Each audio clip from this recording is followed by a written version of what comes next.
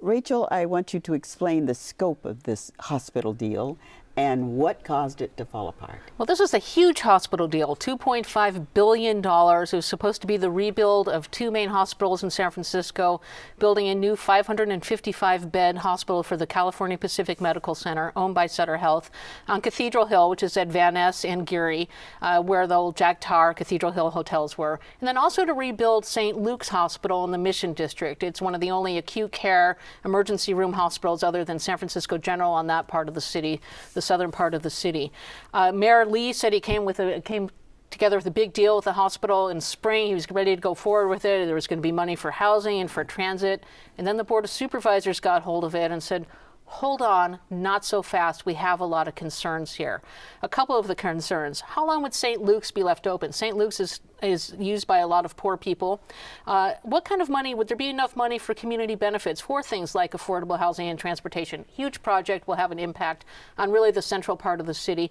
And mainly one of the big sticking points is how long will St. Luke's stay open? The city wanted a guarantee that Sutter, the CPMC, would keep it open for at least 20 years. Some internal memos were leaked that said, well, if the money's not too good for the hospital chain, then they're looking at keeping it open potentially as little as 4 years. And so that the whole deal started to unravel. But we can't forget the politics here.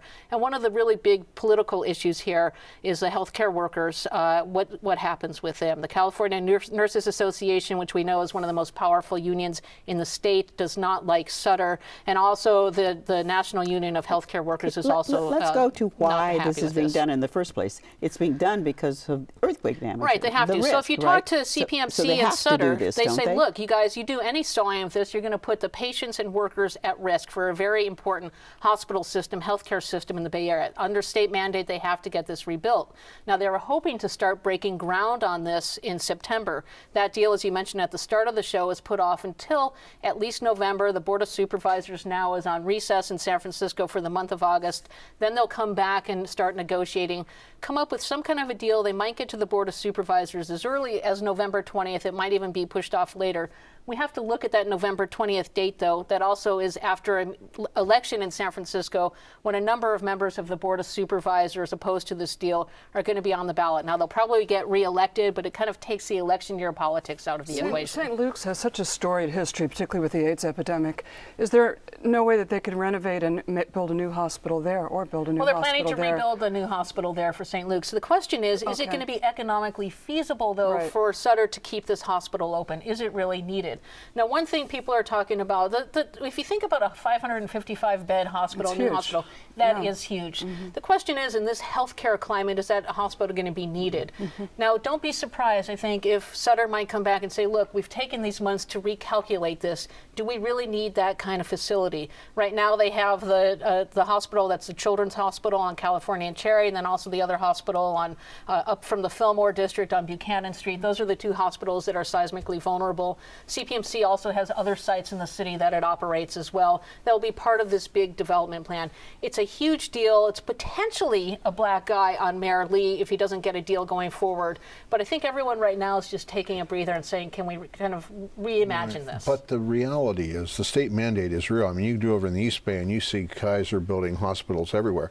If they don't get this thing built by 2020 and have a lot of improvements, even I think by 2016, a lot of these hospitals are just going to disappear. So this is not some idle threat on the part of the state, because the seismic safety thing is really great, and they do mean this. They do mean this, and then Sutter has to decide, do they really want to operate this big hospital in San Francisco? Do they have to do that? Does that help their bottom line? We do have a lot of hospitals in San Francisco. Mm-hmm. You know, UCSF is a major player here, San Francisco's own General Hospital, and then the affiliate hospitals there. We have the Dignity now, used to be Catholic Healthcare. The Atlas of Healthcare shows the number of doctors per resident in San Francisco is very high. It is very high, and people, I think, might want to come to San Francisco to get their medical care just for the cachet of it, instead of maybe being in a smaller city on the peninsula. Isn't the whole healthcare bill directions is to keep people out of hospitals? So why would one want to build an enormous hospital when the government's direction, if the Obama health plan survives is to diminish Well, the people are number. still going to be ending up in hospitals. I mean, you can look good at point. Kaiser. I've been a Kaiser patient for a long time, and their whole idea is prevention, to keep people out of the hospitals. And they do a pretty good job of making sure you get your regular checkups and doing things to keep healthy, but people still end up in the hospital there for a number of reasons. There's another issue at play as well, and I think the city wants to see how they can use its negotiating power to try to contain costs. Because CPMC is such a big player in the city, it can really start to control healthcare costs in San Francisco.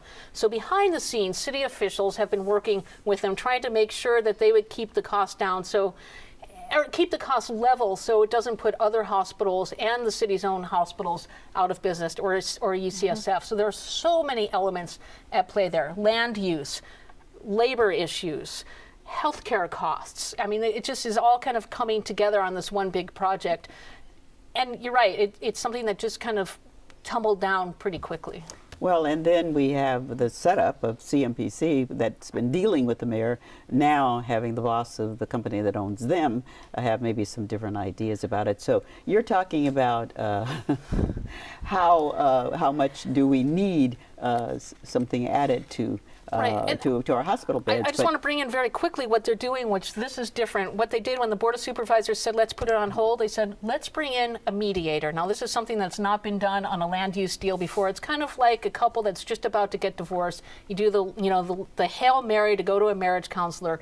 That's what they're doing at this point. They've not selected the mediator to see if that person can help come up with some kind of solution that everyone can live Well, with. Tom's story will take us to one of the things you need to stay out of the hospital is healthy food.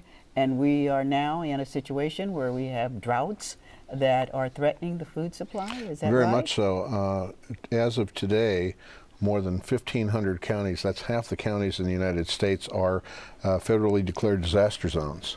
So this is a big event that's going on across the United States, not in every corner of the United States, but in some very key places where corn, for example, is grown. And corn is used not just for just about every kind of food you can imagine, but it's heavily used in ethanol. And in fact, since the beginning of the year, the production of ethanol, which is a key ingredient in fuels, is down 20%. Because there just isn't the corn to support that. And the National Weather Service is forecasting that these droughts are likely to persist for some time to come. And that's why it is now believed that next year we'll be paying as much as 3 or 4% more for our food, because in the processing time it gets to take that corn from that to the finished products that it's in will take that long, but 3 or 4% more for food likely by this time next year. So it is a very significant event. And of course, it's raising all kinds of issues. Is this directly related to what is known as global warming? Is this something aside and apart? Is this the difference between weather, which is variable and goes up and down and gets very hot and very cold and all of that stuff? Or is this something about the climate?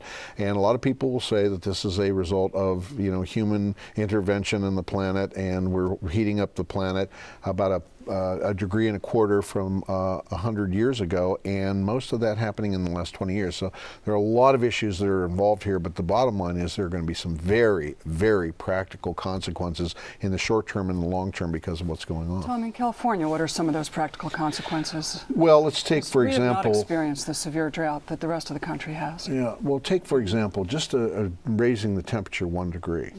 That has a lot to do with how dry forests become.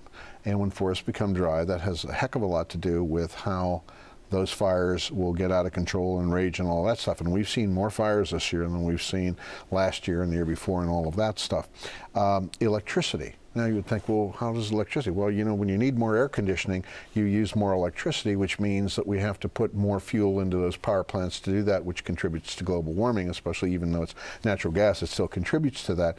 But power lines are about 7 or 8% less efficient when temperatures are really high.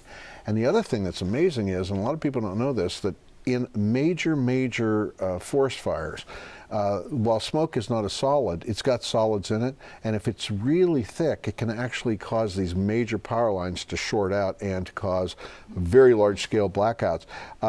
And it is believed that by the year 2100, we're going to have to, because of all of this, increase our power output in this state by 38%. That is a huge amount of building of power plants, solar plants, all kinds of plants in order to fulfill that need. So if this is something we can anticipate, then we could help prevent catastrophe. Yeah, and then there are two ways to do it. One is to just deal with it, and the other one is to try to do those things which lead to global cooling, or at least to no more increase in that. But again, that's somewhat aside and apart and off the subject of the drought, which is a very real thing going on right now. And for example, you get very hot weather. What happens? There's less snowpack in the mountains. That means less hydroelectricity. It means less water for the fish. It means less water for the farmers. It means less water for the 25 million people down in Southern California who depend desperately on that water. Those are very practical short-term things that are going on. Tom, we've been having these water wars for decades in California, and no one seems to come up with the answer. What should we do about it? I know there's been demands on Senate and Washington, on Congress, going, you've got to do something about that. I mean, it has to do a lot with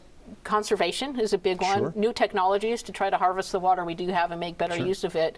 But is there kind of a unified force now to say, this is serious, a wake-up call to do something, or there's still going to be a lot of political fighting about how to proceed? I tell you, when you're talking about individual farmers, for example, saying they don't have enough water to do what they need to do, then they're going to fight for that. If you have big cities in Southern California that are saying we need this water in order for people to drink and to have some kind of life and all that stuff, they're going to fight for that. This is setting up to be a very, very large war, and that's not to say that it can't be dealt with, but it is to say that some of the most powerful forces in the state are going to be arrayed against each other because there's only so much water out there.